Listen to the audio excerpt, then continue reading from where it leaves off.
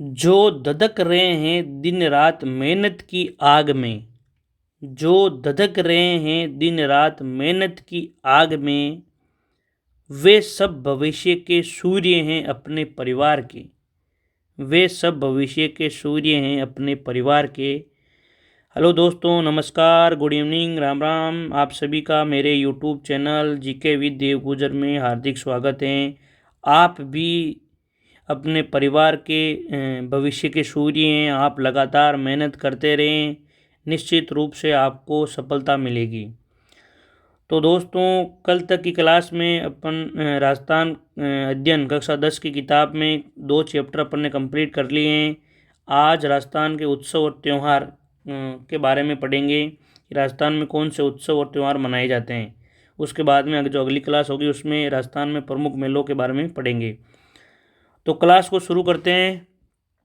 उत्सव व त्यौहार होते क्या? पहली बात तो ये है, राजस्थान में एक कहावत प्रचलित है, 7 वार 9 त्यौहार। यानी कि जो 7 वार है, सोमवार से रविवार तक, उन 7 वारों में राजस्थान में इतने त्यौहार आते हैं, इतने उत्सव आते हैं कि 9 त्यौहार हो जाते हैं। यानी रोज का एक त्यौहार तो है ही है, 1 से 2 भी हो जाते हैं। यानी सप्ताह के 7 दिनों में यहाँ 9 त्यौहार होते हैं। यहाँ की स्थानीय संस्कृति की अभिव्यक्ति लोक उत्सवों में स्पष्ट रूप से देखी जा सकती है। ये त्यौहार, उत्सव व मेले इस प्रकार रचे गए हैं कि मौसम, समय तथा लोक भावना सबका संतुलन इनमें दिखाई देता है। देखो, ये जो उत्सव है, ये त्यौहार है, ये मेले हैं, इस प्रकार से रचे गए हैं कि हर मौसम में, हर समय तथा लोक भावना सबका इनमें संतुलन दिखाई देता है। अक्सर फसलों की कटाई व बदलते मौसम के साथ संयोजित ये अवसर आमजन को एक नवीन ऊर्जा प्रदान करते हैं। ये उत्सव, त्यौहार और मेले सांसारिक उलझनों में फंसे लोगों को कुछ समय के लिए शारीरिक एवं मानसिक शांति तथा आनंद प्रदान करते हैं। ये जो उत्सव है, ये त्यौहार अपन क्यों मनाते हैं?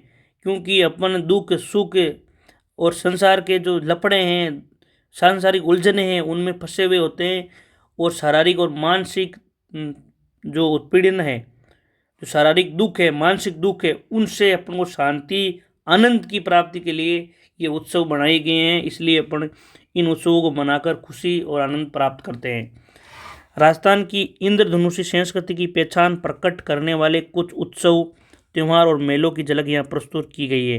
यानी कि राजस्थान में इंद्रधनुषी यानी 7 प्रकार की संस्कृति है, हजारों प्रकार की संस्कृति है राजस्थान में। उनकी पहचान प्रकट करने के लिए कुछ जो त्यौहार है प्रमुख उनका अपन अध्ययन करेंगे। जो सबसे पहला त्यौहार है, उत्सव है, वो है गणगौर का। गणगौर राजस्थान का एक प्रमुख मुख्य त्यौहार है।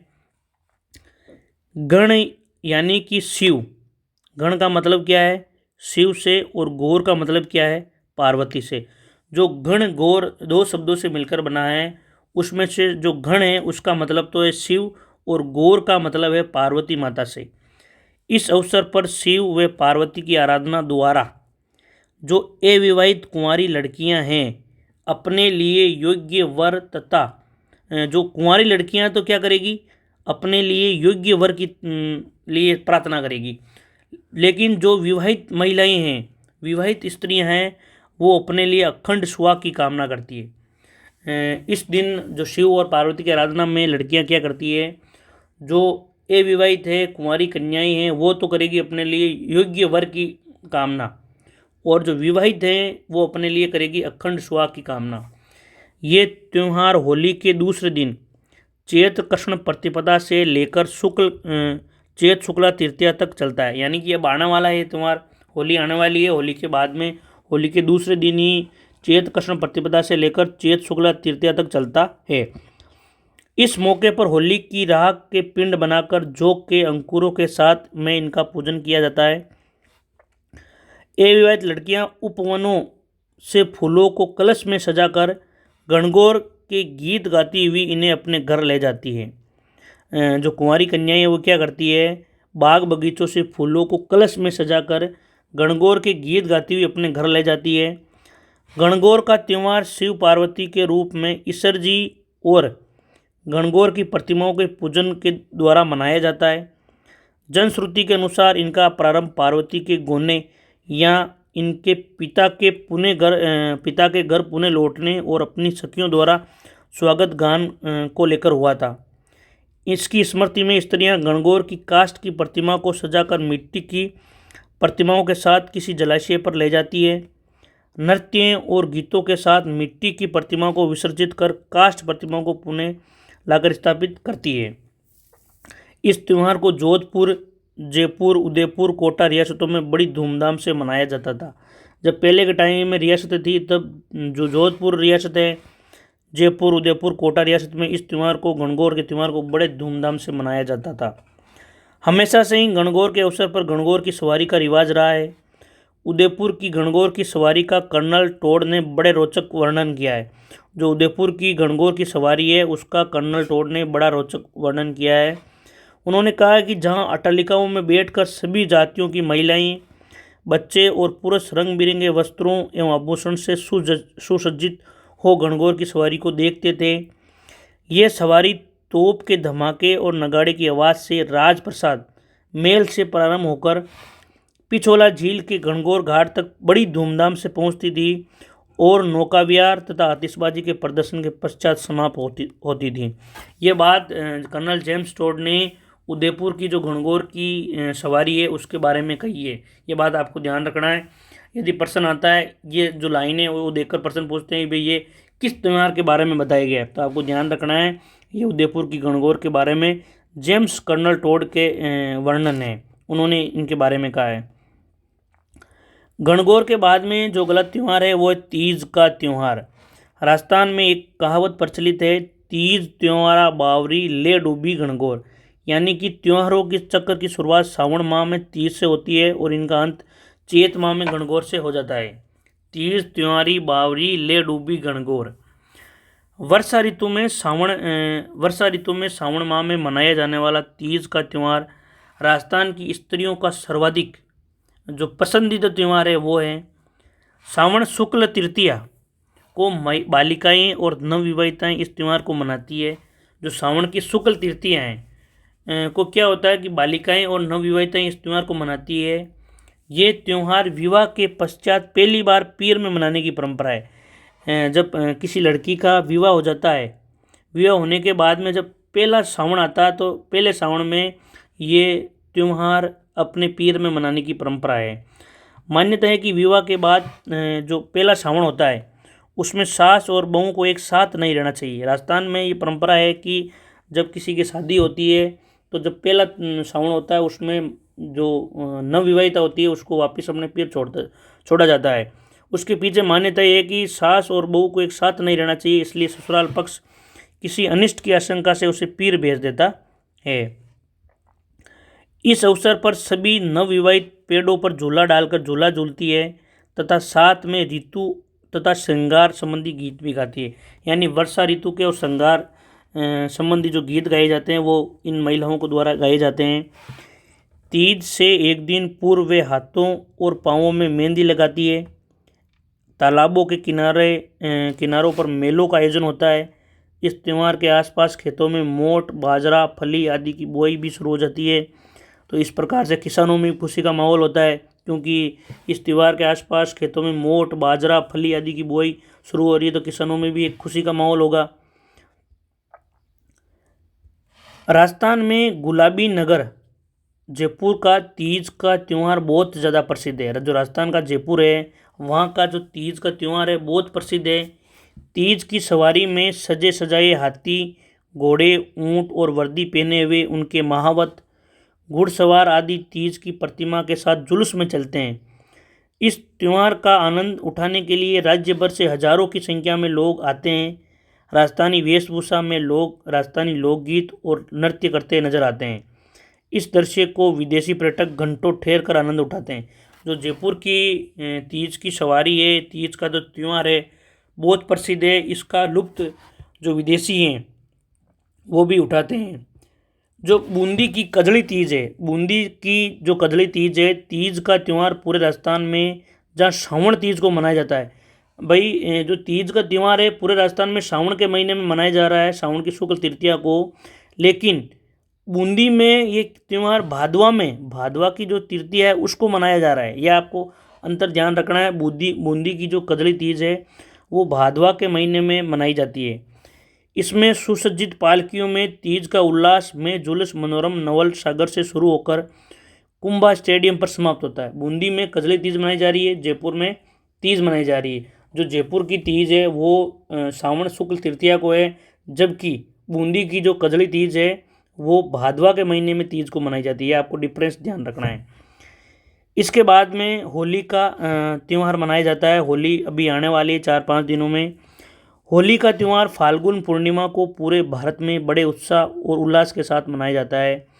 ये कौन से महीने में? फाल्गुन की पूर्णिमा को। फाल्गुन की माह की जो पूर्णिमा होती है उसमें होली का त्यौहार पूरे भारत में बड़े उत्साह और उल्लास के साथ मनाया जाता है। ऋतु परिवर्तन और रबी की फसल। अब देखो होली के टाइम क्या हो रहा है, ऋतु परिवर्तन हो रही है और रबी की जो फसल है, गेहूँ की फसल है, इन सभी फसलों की कटाई में जनमानस में मनोरंजन और किसानों में बहुत बड़ा उत्साह होता है। इस अवसर पर होलिका की पूजा की जाती है। गोबर के कंडों को एकत्रित करके कुछ कंडों की मालाएं होलिका दहन के लिए समर्पित की जाती है। नृत्य, गान और गुलाल से त्यौहार का महत्व प्रदर्शित होता है। इसमें होली के त्यौहार में डांस किया जाता है, नाच गाना किया जाता है। गुलाल से इस त्यौहार का इम्पोर्टेंस महत्व प्रदर्शित होता है। होली पर रंग डालने की परंपरा लगभग सभी जगह एक समान है, किंतु कुछ स्थानों पर इसमें विविधता और डिफरेंस देखा जाता है। भिनाई में कोड़ा मार होली खेली जाती है, यह ध्यान रखना। जो भिनाई में क्या है, वहाँ पे कोड़े मारकर होली खेली जाती है, जिसमें जो लोग हैं 2 दलों में बढ़ जाएंगे, 2 ग्रुप बना लेंगे और एक दूसरे पर कोड़े का प्रहार करते हैं। इस प्रकार से भिनाई में, जो भिनाई अजमेर ज़िले में स्थित है और वर्तमान में केकड़ी ज़िले में स्थित है, वहाँ पे ये इस तरह से होली मनाने की परंपरा है। मेवाड़ में उदयपुर, बांसवाड़ा, डूंगरपुर तथा दक्षिणी राजस्थान में आदिवासी लोग भंगोरियों की होली खेलते हैं। मेवाड़ के अनेक अंचलों में होली के मौके पर गैर नृत्य किया जाता है। जो मेवाड़ है, डूंगरपुर, बांसवाड़ा, उदयपुर, चित्तौड़गढ़, ये जिलों में होली के मौके पर गैर नृत्य करने की परंपरा है। प्रसिद्ध जैन तीर्थ स्थल श्री महावीर जी में लठमार होली में महिलाएं हाथों में लठ लेकर पुरुषों पर प्रहार करती है। जो महावीर जी है वहाँ पे होली किस प्रकार मनाते हैं? लठमार होली खेलते हैं। महिलाएं लठ लेती है और पुरुषों पर प्रहार करती है। शेखावटी क्षेत्र में होली के अवसर पर गीदड़ नृत्य किया जाता है। जो शेखावटी क्षेत्र है वहाँ पे होली पर गीदड़ नृत्य वहाँ प्रसिद्ध है। बाड़मेर की पत्थर की होली में इलोजी की बारात भी निकाली जाती है। जो बाड़मेर है वहाँ पर पत्थर की होली में इलोजी की बारात भी निकलती है, जो बाद में रोने बिलखने में बदल जाती है। इसी से लोगों का मनोरंजन होता है। तो ये हर क्षेत्र में अलग अलग प्रकार से होली खेलने की परंपरा है।